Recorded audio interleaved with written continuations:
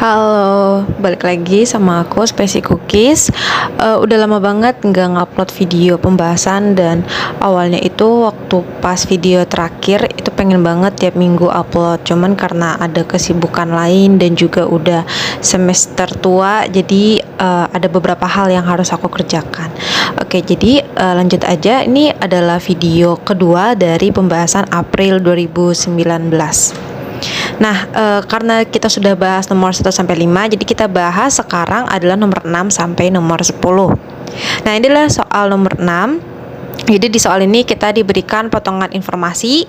Di sini yang ditanyakan adalah dari potongan ini menunjukkan apa namanya gitu.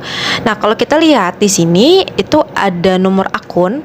Jadi angka 111 kemudian 121 itu disebut dengan nomor akun. Karena ini menunjukkan istilahnya itu kode. Jadi kayak kalau di sini 111 itu aset. Kemudian 121 itu liabilitas, 131 surplus dan seterusnya. Jadi ini adalah nomor akun. Kemudian di sini ada nama akun. Nah, sekarang kita lihat nih dari tabel ini itu namanya apa sih gitu. Nah, kalau kita lihat di sini sebenarnya mudah aja. Jawabannya adalah sistem akun karena di sini kan ada nomor terus juga ada nama. Jadi ibaratnya itu kayak list dari kode akun yang akan kita pakai dalam pencatatan seperti itu. Kemudian untuk nomor 7 ini kita diberikan ada 5 pilihan. Ini mengenai kontrol internal dalam suatu perusahaan. Nah, yang ditanyakan adalah kontrol akuntansi yang dimiliki oleh perusahaan asuransi jiwa dan kesehatan pada umumnya. Nah, sebenarnya kalau kontrol itu ada eksternal dan internal gitu. Nah, kalau yang di internal itu kan udah pasti banget yang ada di perusahaan. Nah, di internal sendiri ada dua, ada bagian operasional dan juga bagian accounting. Nah, yang ditanya itu adalah bagian accountingnya yang dimiliki oleh perusahaan asuransi. Nah, kalau kita lihat satu persatu, kita lihat di sini untuk yang nomor 1 proses audit internal. Nah, ini betul. Audit itu kan berkaitan dengan akuntansi, walaupun sebenarnya nggak melulu tentang akuntansi. Bisa juga audit ini mengenai bagaimana sih perusahaan ini patuh terhadap peraturan yang ada gitu. Tapi kan biasanya dicerminkan oleh pencatatan yang dilakukan oleh perusahaan. Nah, kemudian untuk yang kedua itu prosedur untuk menjaga aset. Nah, prosedur untuk menjaga aset ini merupakan langkah internal oleh perusahaan karena kan tentu saja aset ini kan yang menjaga harusnya kan pihak internal perusahaan ya. Kemudian yang ketiga, pembentukan biaya standar. Nah, ini merupakan kontrol internal akuntansi karena biaya standar ini kan nantinya akan berkaitan dengan laporan keuangan, outputnya seperti itu. Jadi makanya pembentukan biaya standar adalah kontrol akuntansi.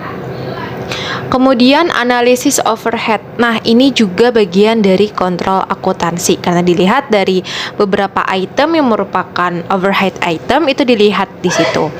Nah, untuk yang kelima ini merupakan kontrol internal administrasi atau operasional. Maaf, kontrol operasional karena di sini dibilangnya mempekerjakan karyawan. Jadi berkaitan dengan human resource-nya. Jadi untuk yang 1 sampai 4 itu khusus untuk akuntansi. Sehingga jawabannya adalah yang D, 1, 2, 3 dan 4. Nah, sekarang kita masuk ke soal nomor 8 mengenai akuntansi pertanggungjawaban atau responsibility accounting. Nah, untuk nomor 8 ini kita kan ada opsi A sampai E. Nah, ditanya mana yang salah atau yang tidak benar. Maka dari itu kita harus lihat opsi satu persatu. Nah, kita lihat opsi yang A ini adalah analisis varian adalah salah satu teknik dasar yang dapat diaplikasikan pada akuntansi pertanggungjawaban. Nah, ini betul karena analisis varian adalah mencari perbedaan antara hasil yang sebenarnya dengan ekspektasi.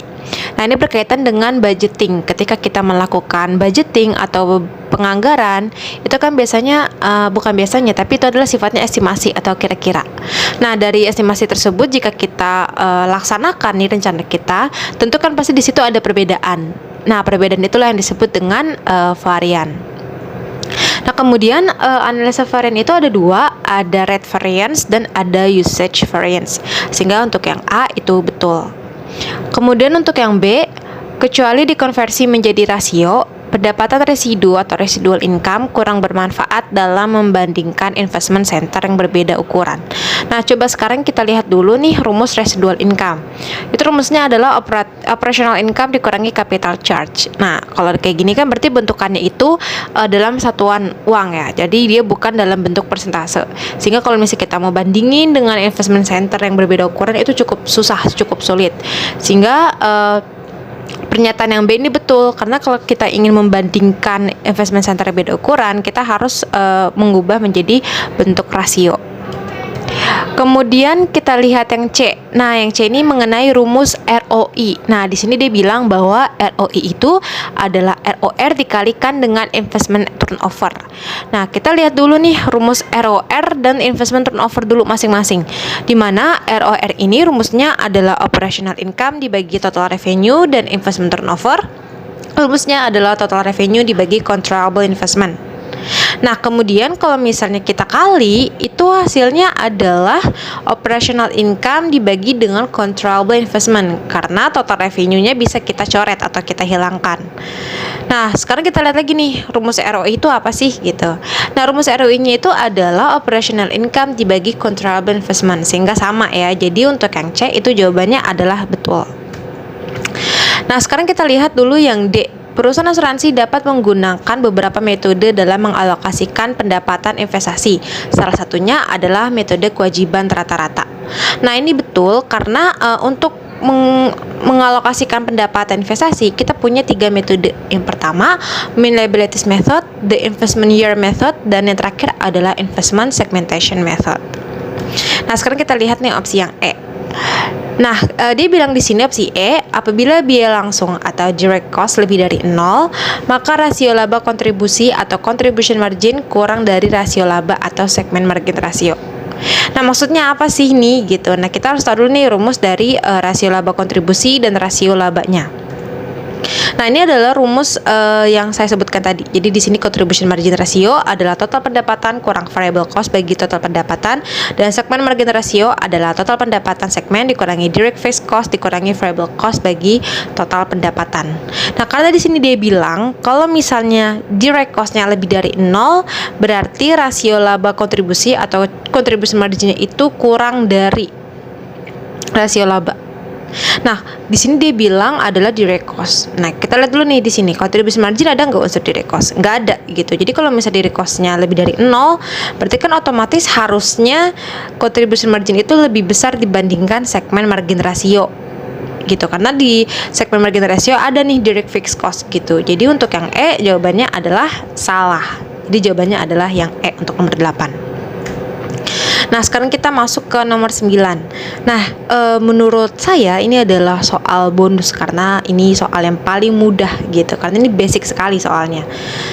Nah, untuk nomor 9 ini kan mengenai persamaan dasar akuntansi. Nah, kita lihat dulu sebelum kita menjawab mana yang salah mana yang benar, tentu kita harus tahu dulu nih dasar dari persamaan dasar akuntansi itu sendiri. Nah, ini adalah persamaannya, yaitu aset sama dengan kewajiban plus ekuitas atau modal. Nah, dari persamaan ini kita bisa turunkan menjadi aset sama dengan kewajiban plus ekuitas plus pendapatan kurang beban. Nah, berarti dari sini kita bisa langsung aja nih nyocokin dari opsi-opsi yang ada gitu. Kita lihat dari bawah dulu, dari yang E. Di sini dia minus pendapatan di sebelah kanan, yang mana di sebelah kanan itu pendapatannya harusnya plus ya. Jadi untuk yang E ini salah. Kemudian untuk yang D kita lihat di sini lagi di sebelah kanannya juga minus pendapatan gitu. Ini juga salah gitu ya. Kemudian yang C di sebelah kiri pengeluarannya minus gitu ya, harusnya plus. Dari mana pengeluaran ini maksudnya adalah beban. Jadi kan kalau misalnya beban di sisi biasanya itu kan di sebelah kanan itu minus beban, tapi kalau misalnya kita pindah ruas ke kiri itu kan harusnya plus ya, jadinya plus beban atau plus pengeluaran. Kemudian untuk yang B di sini pendapatannya plus di sebelah kiri, yang mana harusnya kalau dia pindah ruas itu menjadi minus ya, harusnya aset kurang pendapatan. Nah, jawabannya adalah yang A. Kan di sini kita lihat ya betul ya. Jadi kalau misalnya aset plus, terus kan bebannya pindah ruas ke kiri jadi plus pengeluaran, kemudian kewajiban plus pendapatan plus modal. Jadi jawabannya adalah yang A untuk nomor 9. Dan ini adalah nomor terakhir, nomor 10. Ini mengenai audit internal. Nah, bedanya tadi kalau tadi itu kan kita berbicara mengenai kontrol internalnya gitu ya dari perusahaan itu sendiri. Tapi kalau sekarang itulah auditnya. Nah, audit itu ada dua, ada eksternal dan ada internal gitu. Nah, untuk nomor soal ini kita membahas mengenai audit internal.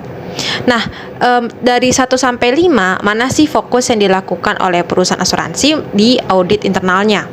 Nah, kita lihat di sini untuk yang 1, catatan pemegang polis. Nah, ini betul ya. Jadi untuk yang 1, 2, 3, 4, 5 itu betul banget gitu. Karena dalam mengaudit perusahaan misalnya dalam internal itu ada beberapa hal yang diperhatikan gitu ya. Yang pertama ada catatan pemegang polis. Jadi kita samakan antara catatan perusahaan dengan catatan pemegang polis. Kemudian bagaimana perusahaan asuransi itu patuh terhadap regulasi yang ada. Dalam hal ini berarti kan adalah OJK dan perundang-undangan yang berlaku mengenai asuransi. Kemudian temuan auditor eksternal. Nah, ini maksudnya adalah ketika audit eksternal itu mengaudit perusahaan kita, itu kan berhubungannya kan sama audit internalnya juga gitu. Jadi mereka bekerja sama dalam mengaudit perusahaan. Kemudian efisiensi operasional perusahaan. Nah, ini juga fokus audit internal, melihat seefisien apa sih operasional perusahaan selama tahun berjalan. Kemudian terakhir adalah laporan pajak. Sehingga jawabannya untuk nomor 10 adalah yang E, 1, 2, 3, 4, dan 5 yang benar.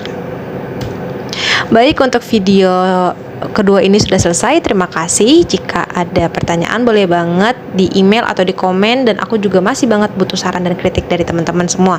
Dan jangan lupa do not forget to subscribe, dan bisa banget follow Instagram aku @spacykukis_. Jadi terima kasih.